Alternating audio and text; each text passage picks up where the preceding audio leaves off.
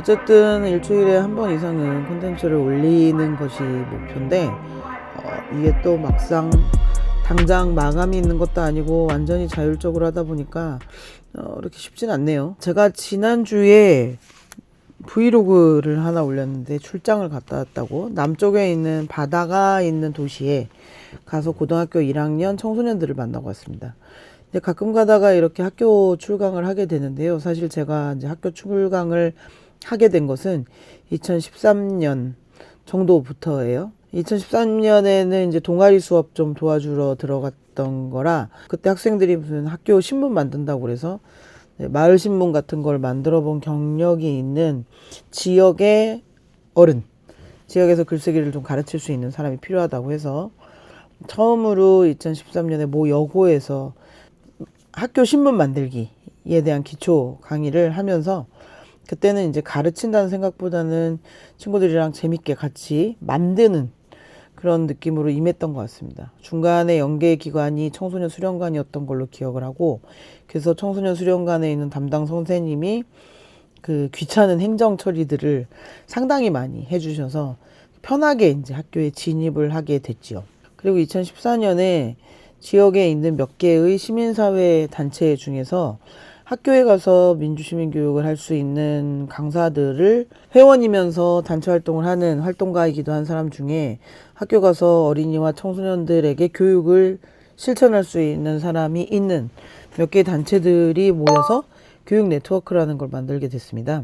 가장 큰 공을 세우신 분들은 정교조 소속의 선생님들이었어요.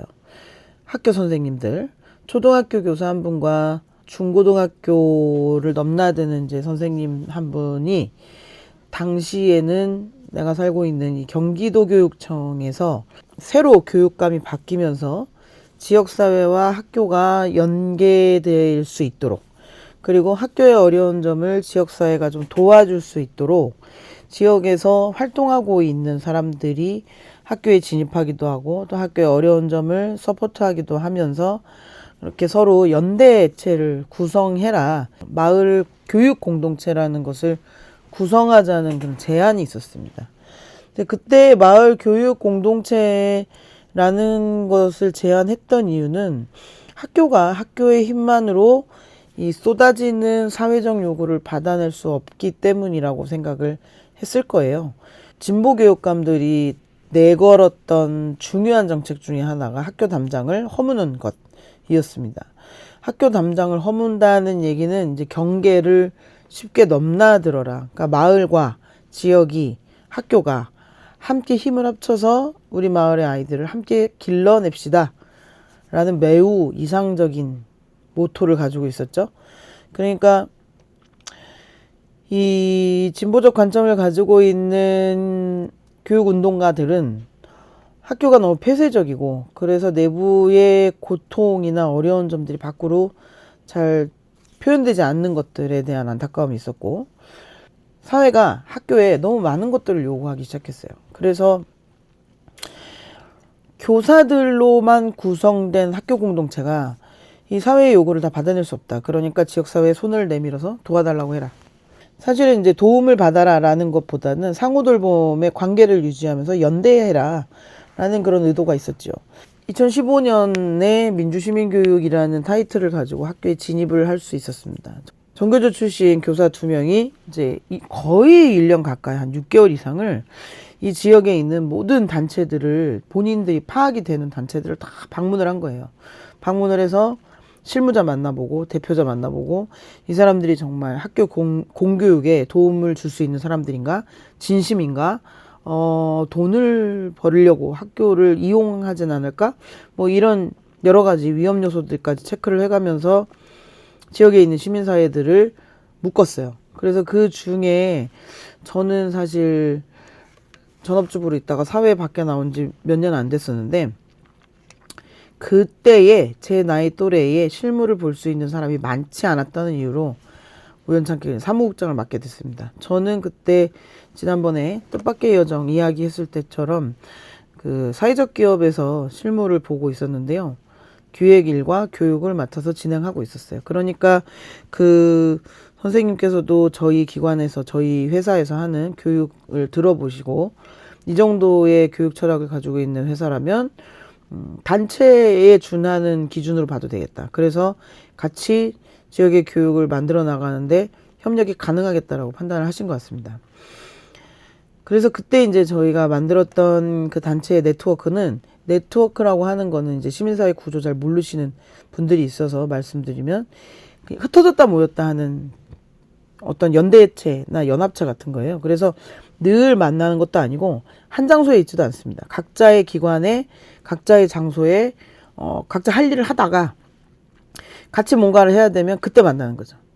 그래서 이제 필요한 일이 있을 때 뭉치는 거고 필요한 일이 없을 때는 그냥 이제 자기 삶을 살면 돼요. 우리가 모인 이유는 공교육의 회복을 돕는 연대체를 만드는 거였습니다. 공교육의 회복이 무슨 문제가 있었느냐? 이게 길어지겠는데? 오늘 원래 그 정의란 무엇인가에 대한 이야기를 하려고 했는데 어쨌든 이거 이렇게 순서대로 계속 풀어나갈 거니까 그 얘기부터 할게요. 최근 들어서 학교 내의 문제가 이제 가시화되고 있어요. 그리고 정말 많은 사람들이 학교 문제에 다 입을 얹어요. 왜냐하면 이 말을 할 수 있는 사람, 그러니까 본인이 자기의 생각을 표현할 수 있는 사람들은 대부분 한국에서 학교를 나왔거든요. 그러니까 학교는 모두가 아는 곳처럼 보이지만 사실은 모두가 모르는 곳이기도 합니다. 되게 미스테리한 곳이에요. 그러면 학교에 평생 있었던 교사들은 학교 구조를 정확하게 알고 있느냐? 저는 그렇게 생각하진 않아요. 저라고 다 알겠어요? 저도 당연히 모릅니다. 그러니까 각자 자기 입장에서 이렇게 보인 부분만 학교라고 생각하는 것들이 있습니다. 대신에 학교의 변화를 정말 이런저런 업무적인 문제로 더 깊게 관찰하고 정책을 연구하고 현장도 뛰어보고 뭐 이랬던 분들은 정말 학교를 잘 알 수도 있겠죠. 예를 들어서 교장 선생님이었는데 시험 봐서 장학사도 됐다가 장학사가 돼서 교육지원청 가서 일도 해보고 또 도교육청 같은데 광역교육청 가서 더 큰 정책적인 것도 해보고 그리고 여기서 이제 좀 또 차출이 되면 교육부로 넘어가는 경우도 있습니다. 거기도 갔다가 다시 학교로 들어오는 뭐 이런 선생님들이 그런 선생님들은 정말 학교를 잘 안다고 저는 생각해요. 그런데 그 정말 많이 아는 사람들이 자주 하는 말 있죠. 저는 잘 몰라요. 네. 저는 잘 몰라요라고 주로 말씀을 하십니다. 어쨌든 그때 그 만들었던 네트워크가 공교육의 회복이라는 것을 주요 테마로 가져간다. 그것이 우리의 목적이다 라고 하는 것은 그럼 공교육을 회복시켜야 된다는 얘기는 공교육이 많이 상했다는 얘기잖아요. 회복이 필요하다라는 얘기죠. 저는 이제 경기도의 남부에 있는 어떤 도시에 살고 있는데 경기 남부에 있는 저희 도시에는 2007년 크리스마스에 초등학교 여학생 둘이 사라집니다. 공공기관 앞에서 사라졌고요. 그리고 결국은 시신으로 발견이 됐죠. 아유, 이거 말하기도 그렇네. 12월 25일 크리스마스에 사라진 아이들 둘이 한 명은 그 다음에 3월 11일에 훼손된 시신으로 발견됐고 또 한 명은 3월 18일에 발견이 됐습니다. 이 사건 이후로 학생들이 살고 있었던 그 지역은 CCTV가 엄청나게 많이 늘어났어요. 계속해서 행정에 위험하니까 CCTV를 달아달라 뭐 이런 요구를 해왔습니다. 그 비슷한 시기에 바로 옆 기초단체, 옆 도시에서는 할머니와 비닐하우스에서 살던 초등학생이 보호자가 외출한 사이에 키우던 개에게 물려서 사망하는 사건이 생겼어요. 두 사건 모두 상당히 끔찍한 일이고 한 사건은 흉악한 범죄자에 의해서 무고한 학생 둘이 희생당한 것이고 비닐하우스에 있다가 키우던 개에게 물려 죽은 사건은 돌봄의 부재가 명확하다라고 사람들이 인식을 한 거죠. 그래서 그 비닐하우스에 살던 초등학생의 그 지역에서는 마을 공동체를 더 활발하게 만들어서 우리가 학교 끝나고 난 다음에 돌봄이 필요한 학생들을 책임지자, 같이 기르자, 아이들이 마을에서 놀 수 있는 프로그램을 만들자, 뭐 이런 움직임이 있었습니다. 그런데 무고하게 희생된 범죄 피해자가 된 학생들이 살던 그 도시에서는 CCTV에 대한 요구가 급증했어요. 그래서 시에서도 그 CCTV를 설치하는 것에 대해서 큰 거부감이 없어서 현재는 모르겠는데 몇 년 전에는 전국에 있는 기초단체 중에 인구 대비 CCTV가 가장 많은 곳으로 알려졌습니다. 그러니까 어린이들은 항상 보호받고 돌봄이 필요한 대상인데 그게 그렇게 쉽지 않잖아요. 자녀를 키워보신 분들도 느끼실 거고 어린이 시절을 거친 사람들도 그렇게 느끼겠지만 24시간 누군가에게 돌봄을 받는 게 쉽지 않습니다. 그래도 어른의 역할이라면 어린이를 보호하고 지키는 것이 할도리인지라 지역에 있는 단체들이 이제 학교에서 책임지지 못하는 그 공백을 지역에서 뜻있는 어른들이 지켜내자, 돌보자, 뭐 이런 의도가 있었습니다. 그러니까 한 아이를 키우려면 온 마을이 필요하다라는 말이 있잖아요. 그거를 이제 실천하자고 한 거죠.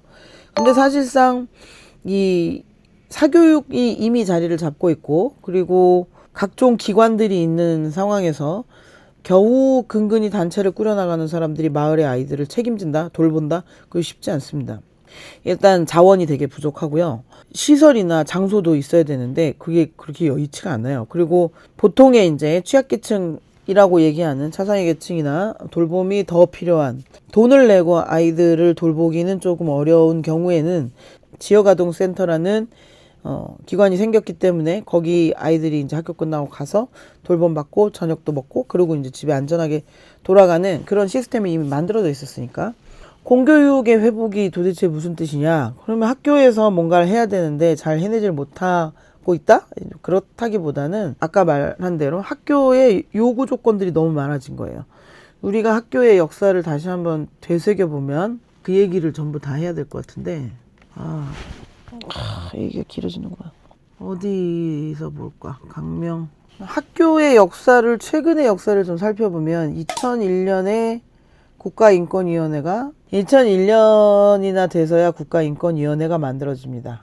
되게 늦은 것으로 보일 수 있죠. 국가가 만들어진 지 50년이 넘은 뒤에 인권위원회라는 게 만들어지면서 이제 민주주의가 어느 정도 자리를 잡았다. 그러면 이제 인권도 보호해야 된다. 그것을 국가가 역할을 해야 된다라고 생각을 한 건데 중학교 전면 교육이 2002년에 됐어요. 오필슨 코리아 월드컵이 시작됐던 그 해에 그리고 그 해에 효순이 미선이라고 얘기하는 경기도 북부에 살고 있는 여학생 둘이 미군 탱크의 사고로 인해 사망하는 사건도 있었던 해죠. 2002년이. 2002년에 이제 중학교 의무교육이 시작됩니다. 그런데 그 바로 직전에 경기도 과천에서 2001년에 무상급식을 실시하게 돼요. 이게 좀 파격적인 일이었는데 그전에는 그런 무상급식이 없었느냐? 예, 그전에는 유상급식이었어요. 급식비를 냈거든요. 2004, 5년 정도만 하더라도 급식비를 냈는데 한 달에 35,000원에서 40,000원 정도 냈던 걸로 기억이 납니다. 급식을 하긴 하는데 그러니까 도시락을 싸갖고 가는 문화는 없어졌지만 학교에서 급식실도 좀 갖추지 못하고 먼지 풀풀 날리는 교실에서 급식판에 밥을 받아 먹긴 하지만 급식의 질에 대한 이야기도 있고 그랬어요. 그리고 그 이전에 이게 이제 전면급식에 대한 이야기가 나오게 된 거는 또 거슬러 올라가네. 이 급식을 도입하려고 했던 몇몇 학교에서 사기업, 공기업이 아니라 공공의 목적이 아니라 이윤을 추구하는 기업을 얘기하는 거잖아요. 그 기업에다가 급식을 맡겼는데 식중독 사건이 몇 번 터져요. 90년대. 그러니까 집단 식중독. 급식을 먹은 학생들이. 그러면 이게 학생들 같은 경우 집단 식중독이 생기면 큰 사고로 이어질 수 있습니다. 인명사고로 이어질 수가 있죠. 그리고 여러 명이 동시에 아프게 된다는 것은 이건 되게 심각하게 받아들여야 되는 문제예요. 그냥 배탈 나고 배 아프고 화장실 자주 들락거리고 이렇게 보면 안 되고 음식에 의해서 게다가 학교에서 제공한 음식에 의해서 학생들의 건강이 위험해졌다라는 사인이기 때문에 이거는 중대하게 봐야 됩니다. 그래서 그 급식 사건이 몇 번 일어나고 난 다음에 이제 무상급식 학교의 급식은 학교에서 관리해라. 기업에다 맡기니까 기업 입장에서는 이윤을 남기려면 싼 식재료 갖다가 이윤을 남겨야지. 예, 그렇잖아요. 어쨌든 이윤을 남겨야 되니까 장사잖아, 장사. 급식을 급식을 장사의 차원에서 바라볼 수밖에 없는 거죠. 세금을 보조해 줬을까 그때? 그건 잘 모르겠는데 어쨌든 그런 식중독 사건이 일어난 것도 어떤 식재료의 관리에 소홀히 있었다라고 사람들이 생각을 한 거죠. 그래서 이거를 이제 공공의 영역에서 급식을 관리해야 된다라는 이야기가 나왔는데 2001년도에 경기도 과천에서 무상급식을 전면 실시하게 됩니다. 이게 가능했던 이유는 아마 과천이 인구가 적기 때문이었을 거예요. 지금도 인구가 좀 적은 편이고, 그리고 난 다음에 이 남쪽 지역 경상남도 거창을 중심으로 농촌이 기반이 되는 지역에서 친환경 급식 운동이 시작돼요. 우리 동네에서 나는 음식으로 안전하게 아이들을 먹이겠다라는 어떤 풀뿌리 운동이 일어납니다. 조례를 시민들이 발의하고 시의원들이 그걸 바로 받아갖고 조례로 만든 케이스도 있지만, 또 이거 조례 제정해라 막 이렇게 약간 실갱이를 하기도 하고 이게 대부분의 우리나라의 어떤 풀뿌리 운동이나 시민 운동이 수도권에서 지방으로 내려가는 형태인데, 이 급식 운동은 남쪽에서 시작해서 위로 올라온 형태예요. 경상남도 거창이 2007년에 급식을 전면 실시합니다. 자, 그리고 2009년도에 이제 교육감 직선제가 되면서 경기도의 진보교육감이 당선되고 혁신학교가 시작됩니다. 그리고 혁신학교를 시작한 경기도에서 가장 진보적인 교육관을 실천하겠다라고 해서 2010년에 경기도 학생인권 조례가 제정됩니다. 2011년에 서울시에 아주 급식을 놓고 현재 서울시장이기도 한 오세훈 서울시장은 자기는 전면 무상급식에 반대한다는 입장이었습니다. 왜냐하면 이 사람의 말은 부잣집 아이들은 돈을 내고 먹는 게 맞다. 가난한 집 애들은 그냥 주겠다. 자, 그런데 시민사회에서 이것을 왜 반대했느냐. 그러면 부자와 가난한 애들을 구분해야 되네. 그래서 너는 공짜로 먹어, 너는 돈 내. 이게 교실 안에서 아이들이 모르겠어요? 알게 된다는 거지. 그러면 쟤는 돈 내고 먹는 애, 나는 돈 안 내고 먹는 애. 그러면 공짜로 먹는 나는 기분이 좋을까? 돈 내고 먹는 애는 기분이 좋을까? 이게 밥은 사람의 감정을 건드리는 되게 중요한 문제고, 특히 한국 사람들이 그 밥에 되게 예민하기 때문에 이거는 뭐 어린이나 성인이나 마찬가지입니다. 사실 그 기분을 상하게 하지 말자 그런 의도는 아니고, 부자와 빈자를 구분하는 과정에서 어쩔 수 없는 차별이 일어날 것이고, 쉽게 말해 그 급식비 얼마나 한다고 다른 데에 쓰는 비용 줄여서 그냥 골고루 똑같이 먹이자 이렇게 된 거예요. 사실 저는 전면 무상급식이 동일한 메뉴로 진행되는 것에 대해서 100% 찬성하진 않습니다. 저는 이렇게 골라 먹을 수 있으면 좋겠는데 너무 배부른 소리죠. 어쨌든 그때는 그 예산의 문제를 또 이렇게 문제 삼아서 전면 무상급식은 돈이 너무 많이 든다. 그러니까 가난한 애들만 공짜로 주겠다. 이렇게 한 거예요. 그 반대하는 세력들이 그렇게 구분하면 교실 안에서 차별이 일어난다. 구분하지 말아라. 라고 주장한 거고. 그랬더니 이제 서울시장이 그러면 서울시민 투표를 하자. 라고 던져. 내가 직을 걸겠다. 오세훈 시장이 소득 하위 30% 학생에게만 단계적으로 무상급식을 지원하겠다. 선별복지. 보수 쪽에서는 계속해서 선별복지를 주장했었어요. 최근에는 뭐 보편복지가 이제 와서는 20년 지나고 나니까 보편복지가 당연한 것처럼 됐는데, 예전에는 그렇지 않고 구분해서 주겠다 이런 얘기를 했는데, 그래서 당시에는 이제 선별복지에 대해서 찬성하는 사람들도 좀 적지 않게 있었습니다. 그래서 서울시민을 대상으로 하는 주민투표를 열어요. 자, 투표 한 번 할 때마다 돈이 상당히 많이 들죠. 그래서 오세훈 서울시장이 직을 걸어요. 이건 내 직을 걸고 하겠다. 이 투표를 해서 투표함을 열어서 개표를 하려면 투표율이 33.3%가 돼야 됩니다. 그때 그랬어요. 그런데 투표율이 25.7%밖에 안 나왔어요.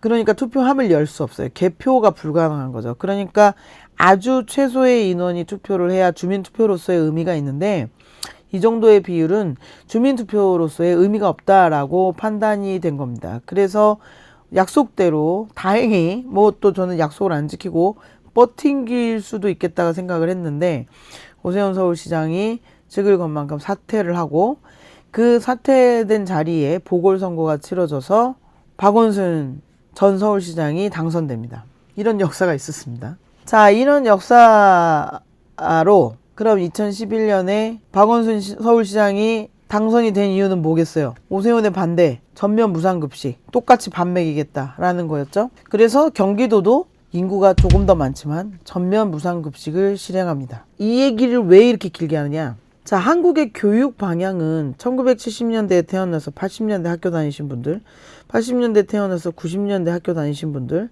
잘 생각해보면 우리는 그때 학교에서 쳐 맞은 거밖에 기억이 안 나지. 뭐 이렇게 맞았다 저렇게 맞았다 이렇게 얘기를 하잖아요. 교사에 대한 원한들이 다 있죠. 한 명 이상의 내가 귀신이 되면 찾아갈 거야 하는 교사들이 다 있어요. 80년대 90년대 학교 다닌 사람들은 뭐 이제 그것을 지금에 와서 안갚음을 한다 이럴 수는 없고, 그때는 야만의 시대, 학교에 교련이라는 과목이 있어서 군사훈련에 준하는 그런 철학을, 교육 철학이 군사훈련에 준하는 게 있었기 때문에 두들겨 패도 괜찮다라는 인식이 전국적으로 모든 시민들 사이에 퍼져 있었던 게 사실입니다. 그러니까 학교에서 그렇게 때리고 그랬죠. 말도 안 되는 벌도 세우고. 학교는 사회 반영이잖아요. 그런데 이제 어느 날부터 이 학생인권 조례가 만들어지기 전부터 2000년대 초반이 들어설면서 민주화가 점점점 아래로 내려가요. 원래는 뭐 정치권에서 직접 대통령을 뽑는 정도에 만족했는데 이 지방자치제도 확실해지고 학생인권 조례 같은 것도 만들자, 뭐 친환경 급식운동하면서 애들 밥 먹여야 된다 이런 얘기들을 하니까 인권의식이 점점 낮은 곳으로 쭉 내려오면서 평등과 형평에 대한 고민을 하게 되죠. 그래서 한 2010년도 정도가 제가 판단했을 때는 우리나라가 드디어 완성된 민주주의를 이루었다라는 생각들을 했을 것 같아요. 저도 약간 그런 줄 알았어요. 그리고 그 시절은 약간 그랬던 것 같아. 진짜로. 평등한 민주주의에 매우 근접한, 정말 우리가 8, 90년대에 꿈꿨던 민주주의에 가장 가까운 형태가, 물론 노무현 정부에서도 강제 진압이라든가 경찰의 폭력 사태 같은 폭력 진압이 있었지만 그 단계를 거치고 이명박 정부에서 뭐 광우병 촛불 시위 같은 게 있고 난 다음에 대통령이 직접 사과를 하고 난 다음에 이제 시민들이 약간 기세등등해진 것도 있었죠. 교육감을 직선제로 뽑으면서 경기도를 비롯한 이제 여러 단체가 진보교육감이 들어서면서 이 사람들이 이제 교육의 민주주의를 실천하고자 하면서 2009년에 경기도에 혁신학교가 시작이 됩니다. 2010년에 경기도의 학생인권 조례가 제정됩니다. 2011년에는 광주광역시의 학생인권 조례가 제정돼요. 지금 자료 보면서 얘기하는 거예요. 2012년에 서울특별시의 학생인권 조례가 만들어지고 14년에 전라북도 하고 중간에 이렇게 좀 텀이 좀 생겨요. 2018년에는 경남에서 학생인권 조례를 만들려고 했는데 계속 부결이 됐고, 원래 이 경남 학생인권 조례는 2008년과 2012년에도 시도가 있었습니다. 2014년에 전라북도 이후에 2019년에는 이제 제주도, 2020년에 충청남도 뭐 이렇게 쭉쭉쭉 전국적으로 퍼져나갔어요. 학생인권 조례가. 근데 항상 그렇듯이 이런 이제 반동이 일어나죠. 민주주의가 쭉 퍼져나가고 난 다음에 야, 민주주의 적당히 이제 이런 반동이 일어나는데 그 얘기는 지금 또 하면 또 세니까. 학교로 다시 돌아가서 우리가 기억했던 80년대 90년대에 맨날 두들겨 맞았던 그 학교는 교사가 하라는 대로 다 시키는 대로 하고 성적대로 줄 세우고 성적으로 차별받고 뭐 이런 게 되게 일상적인 일이었어요. 아무렇지도 않은 일. 근데 학교에서 애들을 때리지 않고, 그리고 선생님들이 뇌물을 받지 않고, 뭐 이게 이제 정리가 된 게 제 기억으로는 2008년에서 슬슬 이제 움직임이 만들어진 것 같은데, 그게 그 인권 조례라든가 혁신학교 시작과 비슷한 시기였습니다. 그게 되면서 교사들이 학교에서 학생을 때리지 않는 문화가 생겼고, 선생님들도 절대 음료수도 받지 않으려고 하는 그런 문화 생긴 지 얼마 안 됐어요. 그러니까 쉽게 말해서 15년 정도 된 거예요. 자, 학교 얘기하니까 한도 끝도 없네. 자, 다시 돌아갑니다. 경기도 혁신학교가 시작되고 난 다음에 학생인권 조례를 제정하는 그 단계에 있어서 잘 생각해 보시면, 과거의 학교는 폭력이 난무하고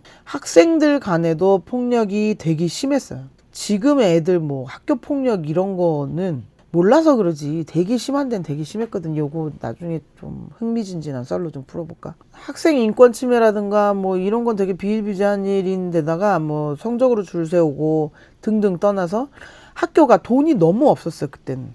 그거는 국가에서 돈을 안 줬다는 얘기죠. 그러니까 학교를 꾸미거나 뭐 교실에 뭐 물건을 사다 놓거나 이런 것도 교부금이라고 하는 정부에서 주는 돈이 있어서 지금은 하는 건데, 그때는 그런 돈도 많이 안 줘서 8, 90년대에 학교 다닌 사람들은 지금과 똑같은 대한민국의 사람들이 아니에요. 개발도상국의 사람들이에요. 개발도상국이었던 한국의 학교는 되게 열악한 환경이었습니다. 그래서